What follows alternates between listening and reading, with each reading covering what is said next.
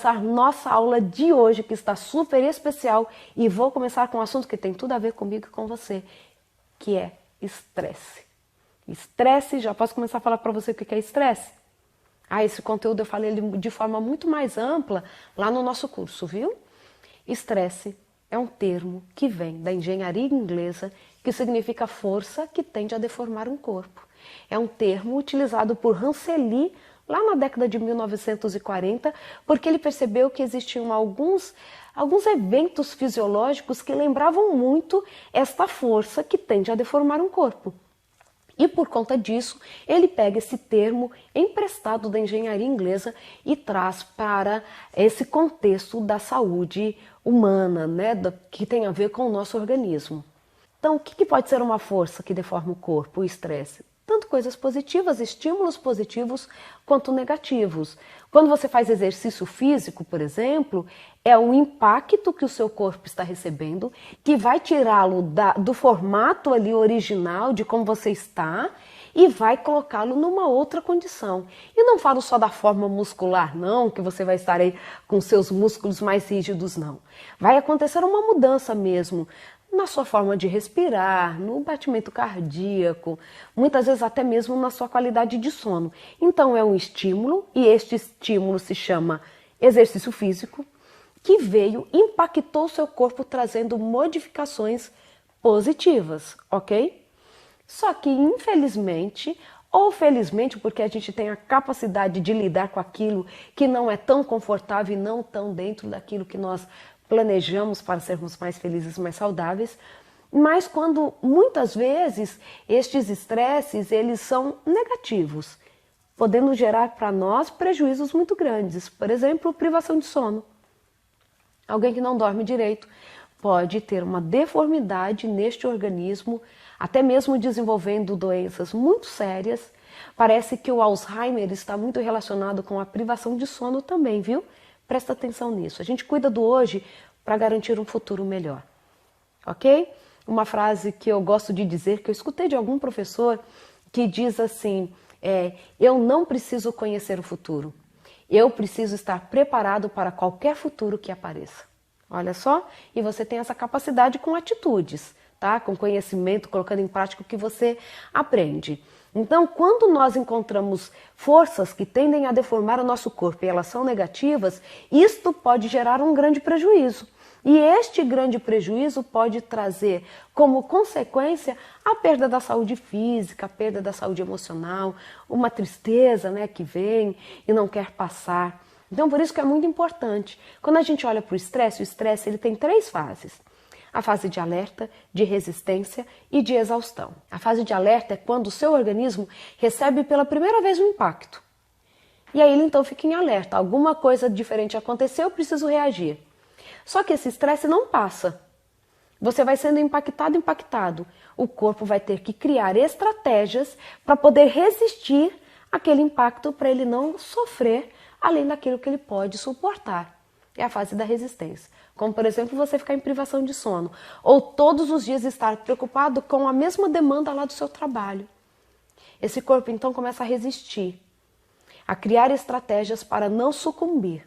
Só que se você não resolve o problema, não pense que o seu organismo vai adaptar. Ele ficou ali resistindo. Só que se você não resolver, você pode entrar na primeira fase, que é a fase de exaustão. E a fase de exaustão, querido, querida, já pode nos levar a prejuízos muito significativos. É quando o seu organismo já começa a dar sinais de falência.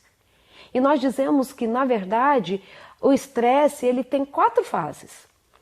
Alerta, resistência, exaustão, se não resolver aqui, morte. Por isso que a gente só fala de 3, porque no 4 você já não consegue fazer mais nada, tá?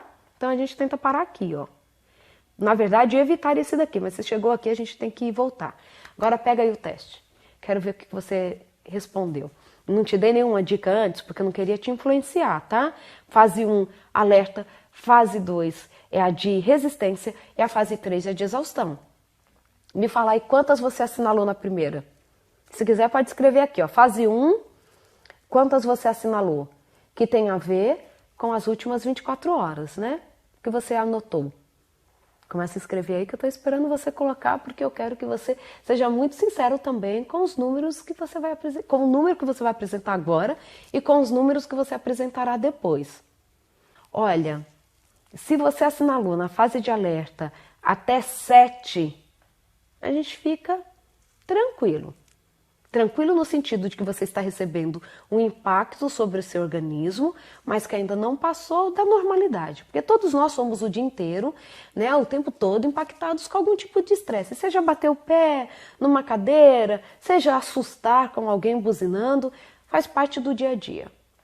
Agora, na fase 2, que você já está há 1 mês com estes sintomas, significa que um problema surgiu, um estresse surgiu e com ele você ainda não lidou no sentido de resolver. Aí agora eu preciso esperar você anotar. Preciso. Quantas você assinalou na fase 2 de resistência? 3, 4, 5, 6, 7? Olha só. Se você anotou 4 ou mais, nós começamos a preocupar com você. Porque o seu organismo já está sendo impactado com algo a longo prazo e que ainda não foi resolvido. O seu organismo já começou a se organizar para começar a trazer um suporte maior, mas considerado não natural, para te manter com saúde. Tem gente aí que anotou mais de 6, mais de 7 que eu sei. Então está na hora de você parar, ter a atitude de olhar para a sua rotina, mudar algumas coisas, talvez lidar lá com a raiva, que nós conversamos na nossa outra aula.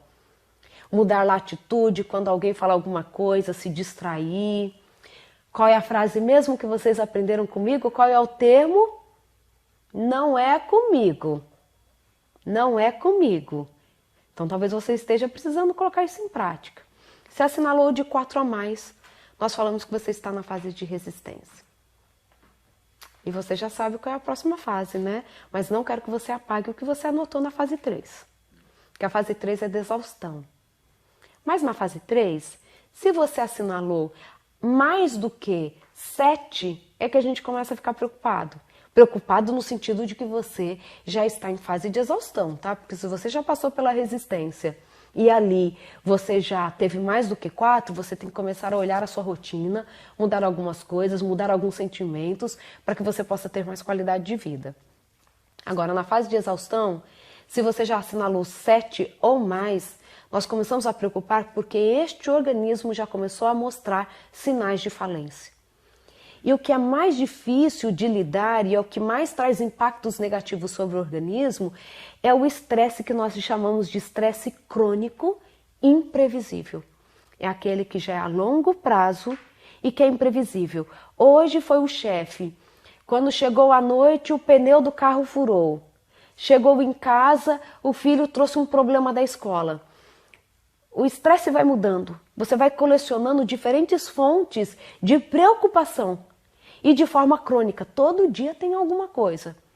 Isso é extremamente prejudicial para a nossa saúde mental. E quando você chega na fase de exaustão, se você não cuida, você já está levando o seu organismo à falência e aí, por exemplo, pode ter uma alteração no seu apetite. Quando nós estamos na fase aguda do estresse, por conta de um hormônio que se chama CRF, nós podemos ter a perda de apetite. Mas quando o estresse fica crônico, o hormônio que não consegue diminuir os seus picos é o cortisol. E cortisol você já escutou falar sobre ele, né?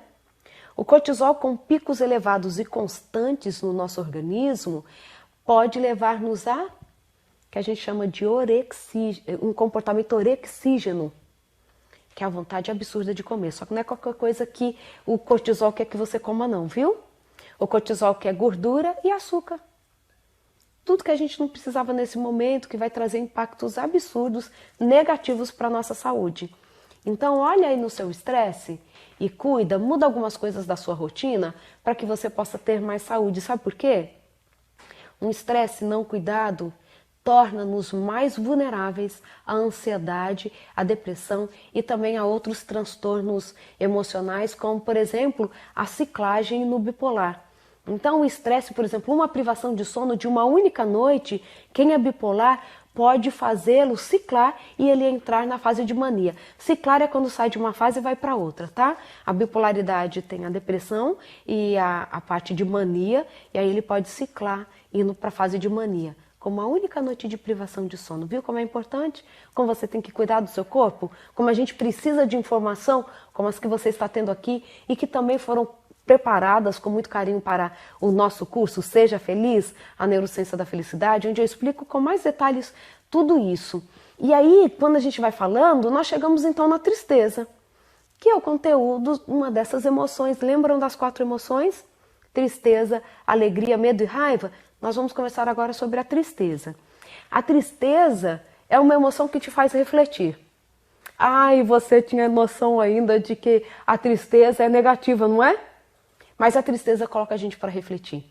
Ela é um mecanismo de alerta para mostrar quando algo não vai bem na nossa vida e tem a intenção de nos fazer solucionar o que não está bem.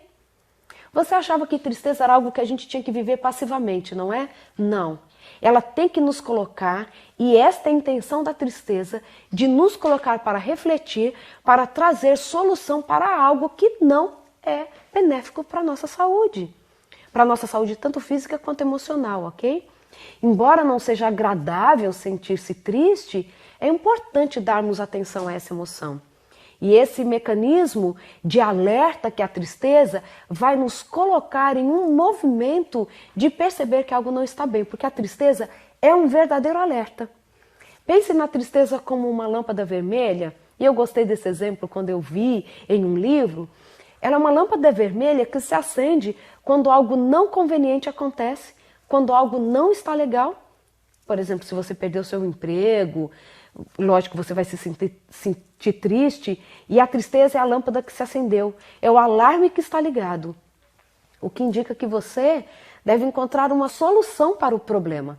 Qualquer outro tipo de problema, financeiro, pessoal, relacionamento, fatores que levam à tristeza, são esta lâmpada que acende, querendo que você pare para refletir. Ela está te induzindo a buscar uma solução. Ninguém gosta de se sentir triste. E sendo assim, as pessoas procuram achar uma solução para dar fim a esse sentimento desagradável. Quando a solução para o problema é encontrada, a lâmpada então se apaga. Algumas soluções são mais fáceis, a gente sabe disso, né? Ai, que triste, não consegui comprar o sapato. Claro que a gente não vai comparar isso com, nossa, que triste, o meu cachorrinho faleceu. É muito diferente. Mas, mesmo sendo diferentes, nós podemos encarar a todas como uma possibilidade de reflexão para encontrar uma solução. Algumas requerem um pouco mais de cuidado, de atenção do que outras, sem dúvida nenhuma. O grande problema dessa emoção é que algumas pessoas não dão atenção ao alarme. Então, se você tem algo para aprender agora sobre tristeza, anota aí. Tristeza, alarme sobre uma situação que exige reflexão para alcançar a solução. Será que eu consigo repetir de novo desse jeito? Vamos tentar, ó. Tristeza é um alarme que requer uma reflexão em busca de uma solução. Muita gente não presta atenção nesse alarme. Elas não buscam uma solução e seguem a vida na esperança de que um dia ela se apague. A pessoa segue a vida sem buscar uma solução ao que causou a tristeza. Muitas vezes nós só queremos resolver a tristeza. Então a lâmpada começa a brilhar ainda mais forte, mostrando que algo realmente não está correto. E neste caso a tristeza tende a aumentar. Continuar nesse caminho pode levar a algo bem pior, a uma tristeza muito mais forte, o que pode ocasionar uma depressão. Porque há uma força que está tentando deformar o seu corpo, você não agiu para solucionar e ela pode ir se intensificando. Portanto, é necessário buscar uma solução para o problema. Sempre há uma maneira de se resolver um problema. E isso eu preciso falar para você.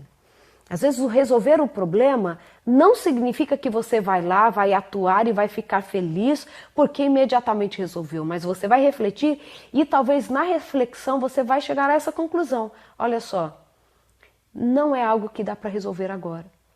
Vou precisar ter paciência para esperar o momento certo ou a pessoa certa para me ajudar. Isso é um exercício para a vida também.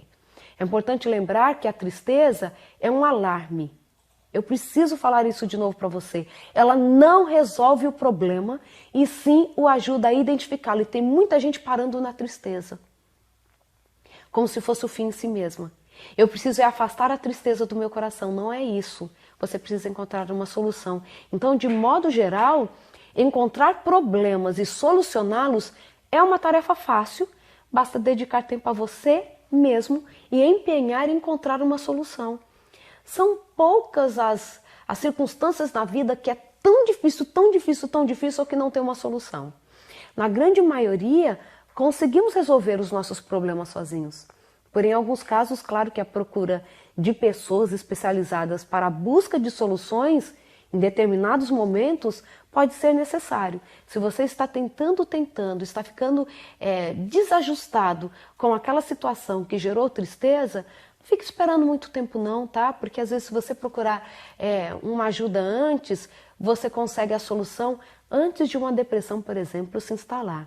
Resolver as tristezas que surgem no nosso cotidiano faz parte do caminho para a felicidade, ok? Faz parte do caminho para a felicidade, porque se não fizermos isso, nós temos muita dificuldade para lidar com as situações. E aí eu quero contar para vocês uma história que é muito interessante.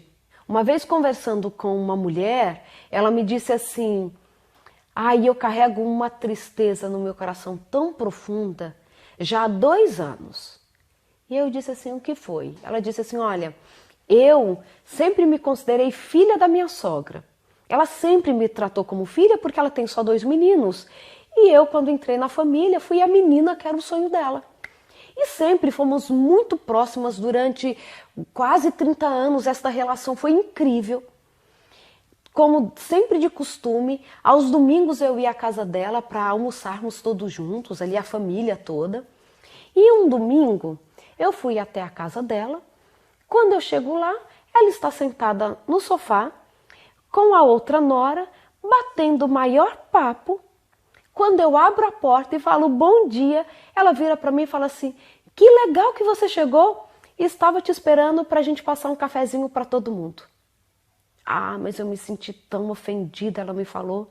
Estava lá com a outra nora sentada, as duas batendo papo e esperando a empregada aqui chegar para fazer café. Faz 2 anos que eu não vou lá, fico inventando uma desculpa, mas olha, triste demais. Posso te falar o que eu respondi para ela, que talvez te ajude? E ela falou assim, e é muito ruim porque o meu marido fica lá dando desculpas porque eu não fui e eu não quero falar o motivo real, aquelas histórias de família que você conhece. Eu olhei para ela e falei assim, querida, você está olhando muito para o evento, a tristeza. Lembra a emoção? Você sentiu ali, o impacto. E aí você agora nunca mais vai lá. O que você fez com isso? Só afastou? Por que você não tenta pensar diferente, pensando numa solução? E foi muito legal, porque quando eu falo para ela assim, quem você chamaria para ir à cozinha fazer o café? A visita ou a sua filha? E ela diz assim, entendi tudo. E foi legal, porque na outra semana nós estávamos conversando novamente e ela me diz assim, adivinha onde eu fui no domingo? Fui à casa da minha sogra. E ela falou assim, voltei para o lugar que eu nunca deveria ter saído. E ela me recebeu da mesma forma e ela me diz assim, filha, você me fez muita falta. Então eu fico pensando, quantos de nós estamos perdendo grandes oportunidades, sofrendo com as emoções como se elas fossem negativas, que nós temos que suprimi-las, fazendo interpretações equivocadas da vida ou ficando ensimesmados no lugar de procurar uma solução, de refletir sobre aquilo. Sabe, quando ela me conta que no domingo seguinte ela estava lá na casa da sogra, sendo recebida como filha, eu sei que nela foi despertado um um novo momento. Um momento de começar a refletir sobre que nem tudo que aquilo que eu senti a partir de uma emoção é verdadeiro no aspecto de que devo ser guiado por aquilo. O que falta para muitos de nós é a autoeficácia. É algo que eu gosto muito de falar.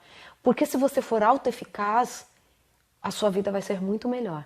Você vai conseguir lidar com as emoções de uma forma muito mais assertiva, com a capacidade de poder ter uma vida muito mais significativa. Você talvez tenha me escutado muito e tenha marcado que eu falo muito de assertividade, né? Eu gosto dessa palavra porque ela significa exatamente isso. Fazer a interpretação correta da emoção por meio do sentimento para ter o comportamento mais adequado. Isso é assertividade. Não é só acertar. É ter tudo isso coerente, harmônico, equilibrado, trazendo para você o melhor resultado. Gostou? Amanhã a gente vai conversar então sobre autoeficácia e vou falar de alegria também, que é a nossa última emoção. Estou muito feliz por essa nossa nova aula, essa aula de hoje, que eu sei que foi de grande proveito para a sua vida. Eu cresci muito aqui com as perguntas, com tudo que vocês fizeram. O que você pensou sobre tudo isso que nós conversamos?